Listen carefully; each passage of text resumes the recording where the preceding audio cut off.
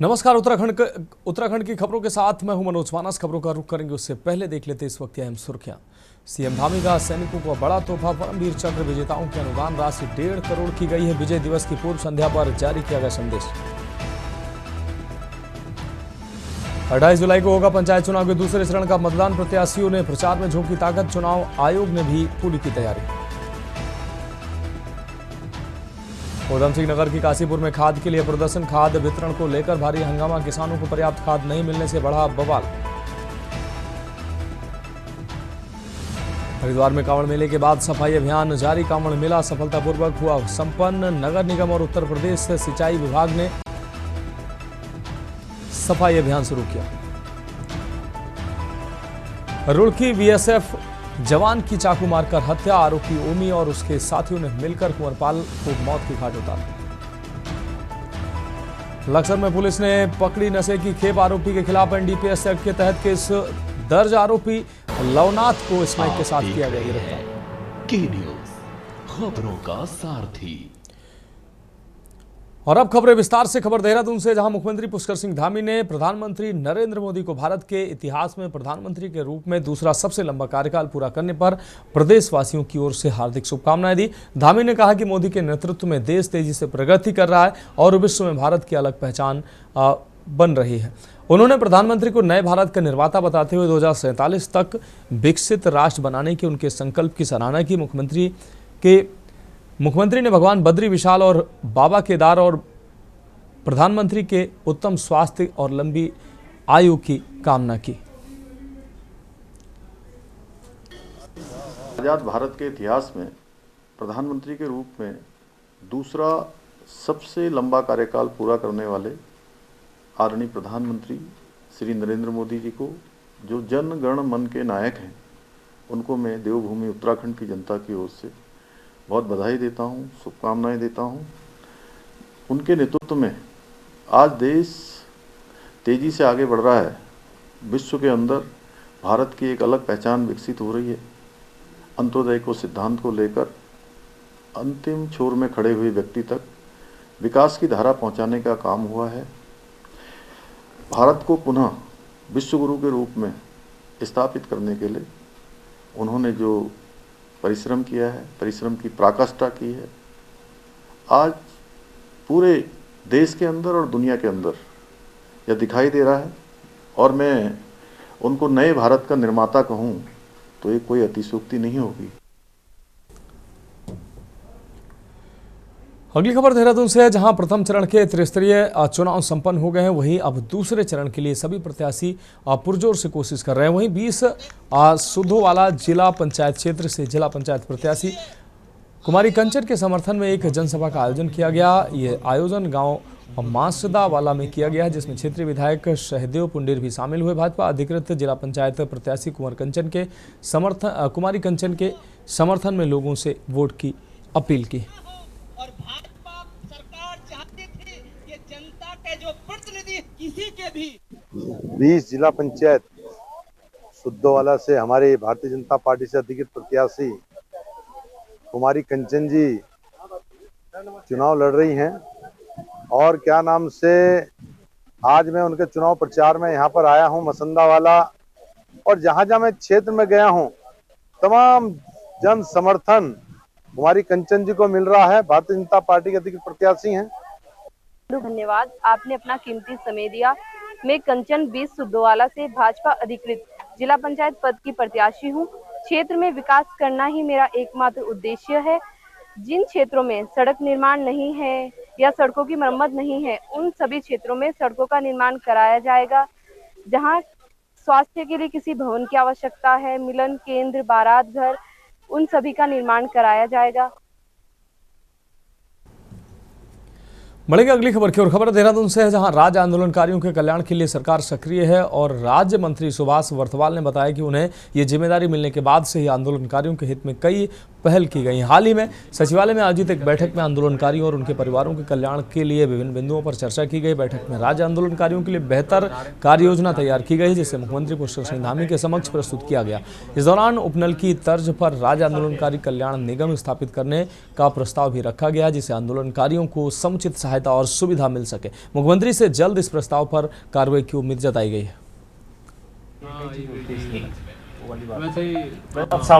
तो राज्य के जो तमाम आंदोलनकारी हैं जिन्होंने राज्य निर्माण का काम किया और अपना त्याग तपस्या बलिदान से इस राज्य का आकार मूर्त रूप से उन्होंने जो है इसको धरातल पर उतारा। राज्य निर्माण के पश्चात सरकारों का प्रयास रहा है कि उनके कल्याणार्थ जो है कुछ कार्यक्रम किए जाएं, कुछ उनके हितार्थ जो है काम हो। और ये जो राज्य आंदोलनकारी सम्मान परिषद है, इसका गठन इसी दृष्टिकोण से किया गया है कि आंदोलनकारियों के लिए जो है कुछ इस तरह के जो उनके हित में हों ऐसे काम किए जाएं। 10% क्षैतिज आरक्षण आदरणीय जो धामी जी की सरकार है उनका एक बड़ा कार्यक्रम रहा है, जिससे जो आंदोलनकारियों को, उनके आश्रितों को रोजगार का सृजन हुआ है। इसके अलावा सम्मान पेंशन की बढ़ोतरी हुई है। इसके अलावा जो पेंशन की प्रक्रिया थी उसको जो है ट्रेजरी से आहरित करने का जो एक उन्होंने प्रक्रिया शुरू कराई, वो भी एक बड़ा एक कदम इस सरकार का रहा है। अगली खबर हरिद्वार से, जहां 11 जुलाई से शुरू हुआ कांवड़ मेला 23 जुलाई को सफलतापूर्वक संपन्न हो गया। देश के विभिन्न राज्यों से 4.5 करोड़ शिव भक्त हर की पैड़ी पर, हर की पौड़ी पर गंगा जल लेने पहुंचे थे। मेला खत्म होते ही हरिद्वार नगर निगम और उत्तर प्रदेश सिंचाई विभाग ने क्षेत्र को जोन और सेक्टर में बांटकर सफाई अभियान युद्ध स्तर पर शुरू कर दिया है।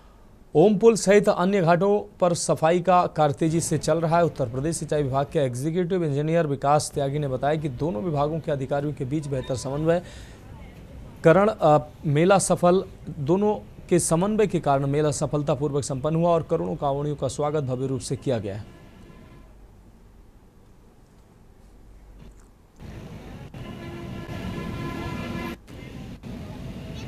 अच्छा और बहुत शानदार इस बार समन्वय रहा। और जैसे कि आप देखते हैं कावड़ पटरी मार्ग है, वो उत्तर प्रदेश की जो हमारी मुख्य नहर है उसके किनारे किनारे कावड़ी और श्रद्धालु चलते हैं। तो जो भी कमियां थी इस बार पहले ही इंस्पेक्शन करके वो सुधार कर दिया गया था। और उत्तर प्रदेश सिंचाई विभाग की तरफ से यहाँ के जो प्रशासन है उनके साथ बिल्कुल मिलते हुए और जो भी हम लोग कर सकते थे वो समस्त प्रयास इस बार किए गए। और कोई दुर्घटना भी ऐसी दिखाई नहीं दी, ना कोई संज्ञानित हुई और बहुत सुगमता के साथ यात्रा चली। देखो हमारा जो क्षेत्र है, हमारा चौधरी चरण सिंह घाट है, जहाँ पर बहुतायत में कावड़ियों ने जल वहाँ से भरा है। वहाँ पे गंदगी है अभी, हमारा बैराज क्षेत्र में भी काफ़ी है डिस्टर्बेंस है। बाकी जो पूरा क्षेत्र है हरिद्वार का वो सफाई कर ही रहा है। बढ़ेगा अगली खबर की ओर हरिद्वार से, जहां 13 दिन तक चले कांवड़ मेले के दौरान हरिद्वार रोडवेज को भारी आर्थिक नुकसान झेलना पड़ा है। मेले की वजह से रोडवेज बस स्टैंड को शिफ्ट कर 3 अस्थायी घरों से बस सेवाएं दी गई, लेकिन भारी भीड़ और रूट डायवर्जन के कारण यात्रियों की संख्या बहुत कम रही। रोडवेज और अधिकारियों के अनुसार इस दौरान करीब 1 करोड़ रुपए का राजस्व घाटा हुआ है। कांवड़ मेला समाप्त होते ही रोडवेज बस सेवाएं पुनः स्थायी बस स्टैंड से संचालित हो रही हैं।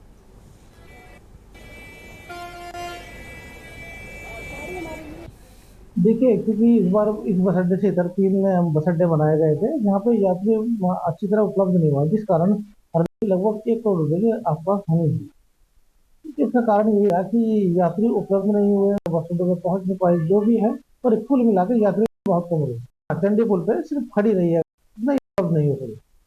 जी हाँ, कुछ ऐसी गाड़ियाँ थी जैसे हल्द्वानी से टनकपुर चलती है और हल्द्वानी से देहरादून चलती है, टनकपुर से देहरादून चलती है, वो गाड़ियां बीच में आकर गौरी शंकर पे ही डंप हो जाती।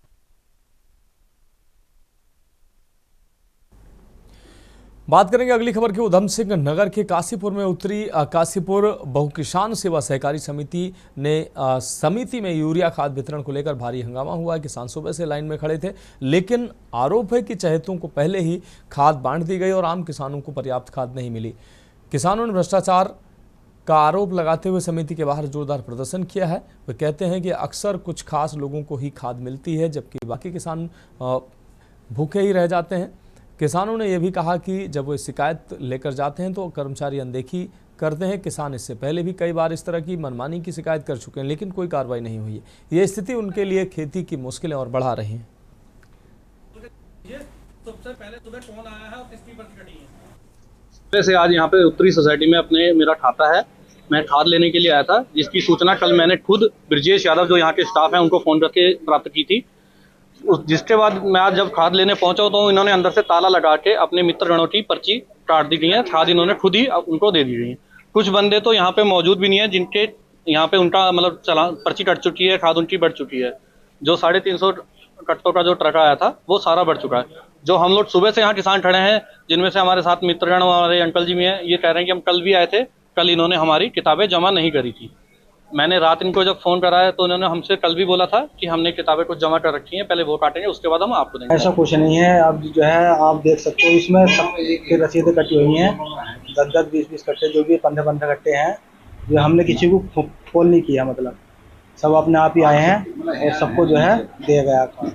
इनका कहना है सुबह से आ गए हैं, लेकिन जो पहले से ऑलरेडी थे चाहिए उनको बांट दिया गया। हमें ऐसा कुछ नहीं है। पहले भी उन्हें बांटा है, अब भी उन्हें दिया जा रहा है, जो नए हैं उन्हें नहीं दिया जा रहा है ना, ऐसा कुछ नहीं है। अच्छा, सारे आरोप इनके झूठे। बिल्कुल।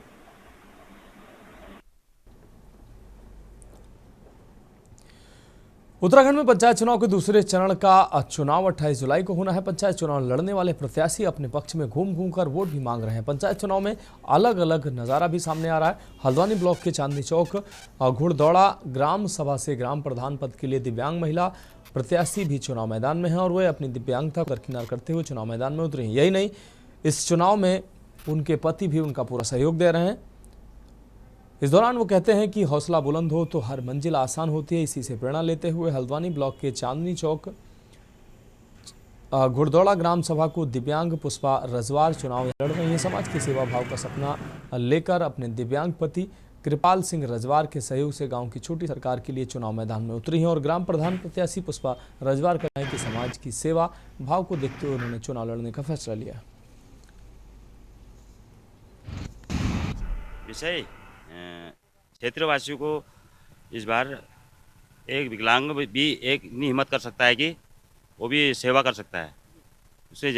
इसलिए मुझे भी ये बात तमन्ना थी कि मैं भी एक बार समाज के बीच में जाऊं और मैं भी सेवा करूं।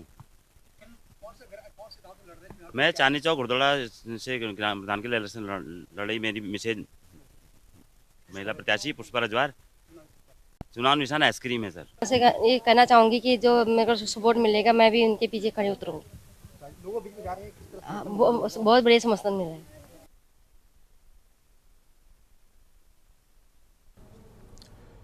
खबर हल्द्वानी से है, जहां पंचायत चुनाव के दूसरे चरण के 28 जुलाई को होने वाले मतदान के लिए प्रत्याशियों ने निर्वाचन क्षेत्र में घूम घूम कर वोट मांगने का सिलसिला शुरू कर रखा है। प्रत्याशियों के प्रचार अभियान के बीच अलग अलग स्थानों पर तरह तरह के नज़ारे भी देखने को मिल रहे हैं। हल्द्वानी ब्लॉक के चांदनी चौक घुड़दौड़ा ग्राम सभा से ग्राम प्रधान पद की दिव्यांग महिला प्रत्याशी पुष्पा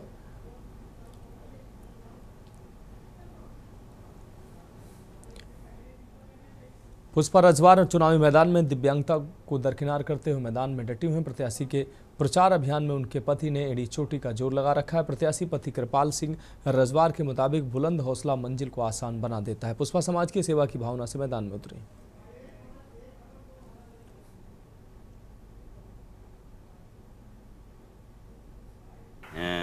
क्षेत्रवासियों को इस बार एक विकलांग भी एक इतनी हिम्मत कर सकता है कि वो भी सेवा कर सकता है उससे।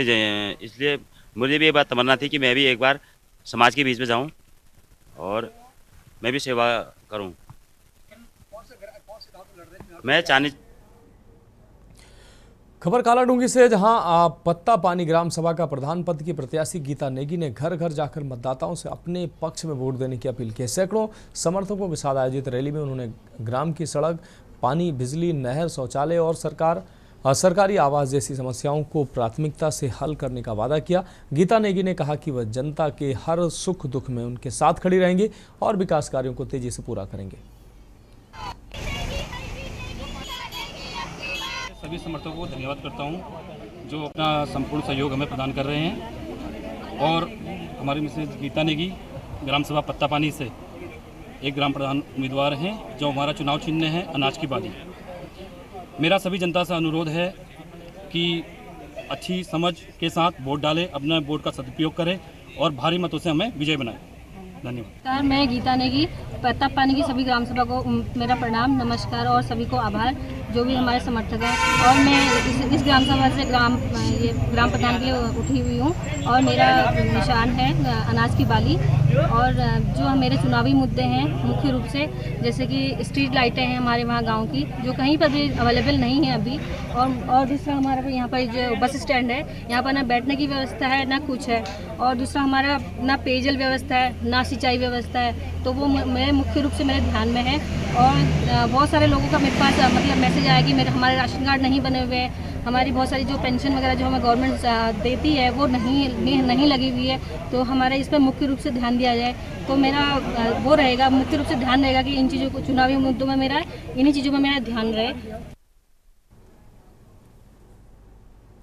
रामनगर से अगली खबर, जहां जिम कॉर्बेट नेशनल पार्क की स्थापना को 150 वर्ष पूरे होने के उपलक्ष्य में गुरुवार को कॉर्बेट प्रशासन द्वारा भव्य कार्यक्रम का आयोजन किया गया। यह आयोजन रामनगर नगर पालिका ऑडिटोरियम में हुआ, जिसमें उत्तराखंड के वन एवं पर्यावरण मंत्री सुबोध उनियाल मुख्य अतिथि के रूप में उपस्थित रहे।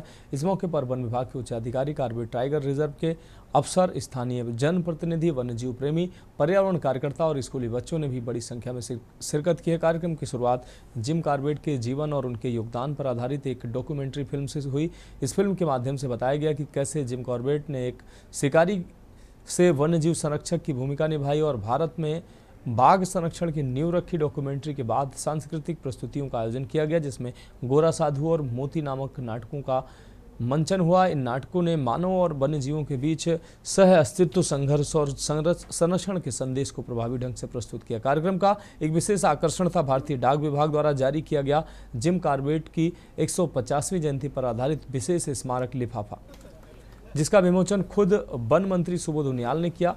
अपने संबोधन में वन मंत्री सुबोध उनियाल ने कहा कि जिम कॉर्बेट केवल एक शिकारी नहीं थे, बल्कि वह पहले ऐसे व्यक्ति थे जिन्होंने शिकार छोड़कर जंगल और बाघ संरक्षण की राह पकड़ी। उनका जीवन आज भी हमारे लिए प्रेरणा है। उन्होंने आगे घोषणा की कि उत्तराखंड सरकार अब से हर वर्ष पर्यावरण और वन्य जीव संरक्षण के क्षेत्र में विशेष योगदान देने वाले व्यक्तियों और संस्थाओं को जिम कॉर्बेट अवार्ड से सम्मानित करेगी। ये पुरस्कार पर्यावरणीय चेतना को बढ़ावा देने और संरक्षण कार्यों में लोगों की भागीदारी सुनिश्चित करने के उद्देश्य से किया जाएगा। वन मंत्री ने यह भी कहा कि उत्तराखंड सरकार वन्यजीवों और जंगलों के संरक्षण को सर्वोच्च प्राथमिकता दे रही है। आने वाली पीढ़ियों के लिए हमें प्रकृति को सुरक्षित और संरक्षित रखना ही होगा।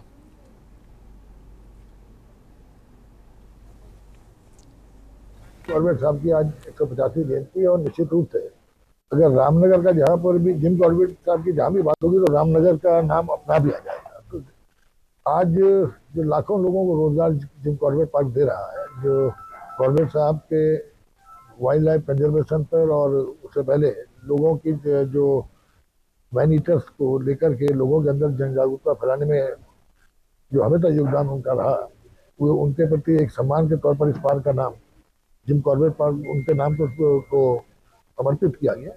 और आज ये उनकी 150वीं जयंती पे जिस तरह से यहाँ पर सभी वर्गों के लोगों का जिन्होंने आज ये कार्यक्रम में जिनकी सहभागिता थी। अगली खबर लक्सर से है, जहां तहसील गेट के तकरीबन 1 किलोमीटर दूर तक सड़क पर लोगों के बेतरतीब वाहन खड़े रहते हैं। इससे राजस्व सहित अन्य कार्यों से तहसील पहुंचने वालों को मुसीबतों का सामना करना पड़ता है। लोगों ने प्रशासन से समस्या की निजात दिलाने की मांग की। आपको बता दें कि लक्सर तहसील क्षेत्र के 2 विकासखंड क्षेत्र के लगभग 1 सैकड़ा गांव सैकड़ा क्षेत्रीय ग्रामीणों का कार्य दिवसों पर सरकारी कार्य कराने के लिए तहसील पहुंचना जारी रहता है, क्योंकि यहीं एसडीएम और तहसीलदार के कार्यालय हैं, कोर्ट रूम संचालित है। इसके अलावा शिक्षा, ट्रेजरी, नागरिक आपूर्ति व आपदा प्रबंधन आदि कार्यालय भी यहीं हैं।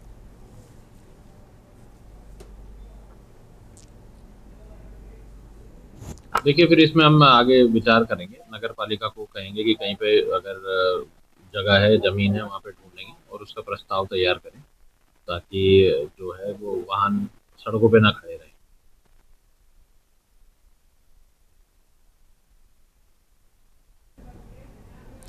खबरों में वक्त एक ब्रेक का, जल्द हाजिर होंगे। आप देख रहे हैं ब्रेक के बाद उत्तराखंड की खबरों में एक बार फिर से आपका स्वागत है। खबर हल्द्वानी से, जहां शहर के बासिंदों की उपेक्षा अपेक्षा पर खरे उतरने के लिए नगर निगम प्रशासन द्वारा शुरू कराया गया बंदरों की धरपकड़ अभियान के सार्थक परिणाम सामने आने लगे हैं। नगर आयुक्त ऋचा सिंह के निर्देश पर मथुरा से बुलाई गई बंदरों को पकड़ने आई विशेषज्ञों की टीम लगातार बंदरों को पकड़कर अन्य सुरक्षित स्थानों के लिए रवाना कर रही है। महानगर में पहली बार अत्याधुनिक ढंग से बंदरों को पकड़ा जा रहा है।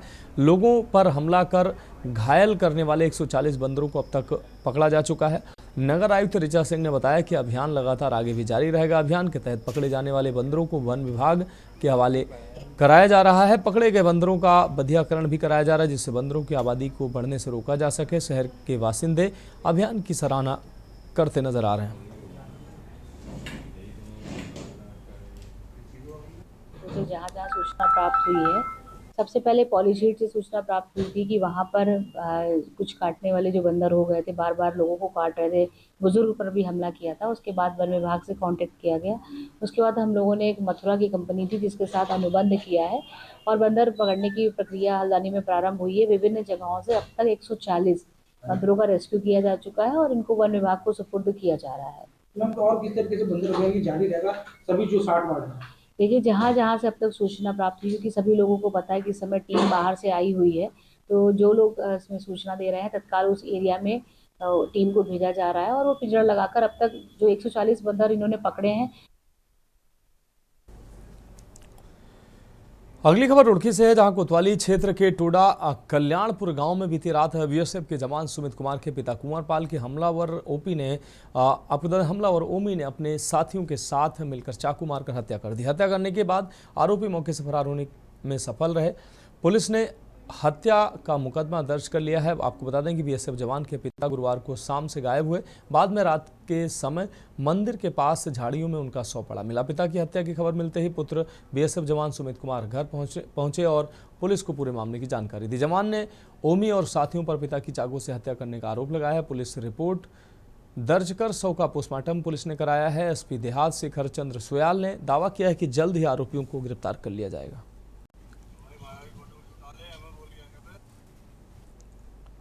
का मामला है, कल रात का घटनाक्रम है। करीब 9:30 बजे पुलिस को सूचना मिली कि कोई शख्स जिनका नाम कुंवर पाल है, उनकी किसी ने चाकुओं से गोद करके हत्या कर दी। तो पुलिस वहां पहुंची, मैं स्वयं भी था। तो घटनाक्रम ये है कि 2-3 दिन पहले शायद कुंवर पाल की उन्हीं के गांव का कोई ओमी नाम का शख्स है, उससे कुछ वाद विवाद गाली गलौज हुई थी। तो व्यक्ति रंजिश रख रहा था, नशे ऐसा कुछ पता मिला है। घर वालों का भी कहना है कि थोड़ा आवारा शख्स है। तो नेम्ड तहरीर हमें मिली थी, हमने FIR दर्ज की, पोस्टमार्टम पंचनामा हो रहा है। ये सर मेरे फादर की मतलब एकदम बहुत बुरी तरीके से ओमी और उसके साथियों ने मिलके तकरीबन 8:45 के टाइम था, शाम टाइम का। हाँ जी, उस टाइम उनकी हत्या की गई। धारदार हथियार? जी, धारदार हथियार से की गई। इधर भी लग रखा था साइड में, और वो काफ़ी अंदर तक जा रखा था जो घाव है, और ये गले पे भी निशान है, और ये पूरा कट रखा है पूरा। बढ़ेगी अगली खबर की और खबर रुड़की से है, जहां कोतवाली क्षेत्र के टोडा कल्याणपुर गांव में बीएसएफ के जवान सुमित कुमार के पिता कुंवर पाल की चाकू मारकर हत्या कर दी गई। घटना बीती रात्रि हुई, जहां आरोपी ओमिया और उसके साथियों ने मिलकर कुंवर पाल की हत्या कर दी और बाद में फरार हुए। गुरुवार शाम को लापता कुंवर पाल का शव रात में मंदिर के पास झाड़ियों में मिला। सूचना पर पुलिस ने शव को पोस्टमार्टम के लिए सिविल अस्पताल भेजा और आरोपियों के खिलाफ हत्या का मुकदमा दर्ज कर जांच शुरू कर दी है।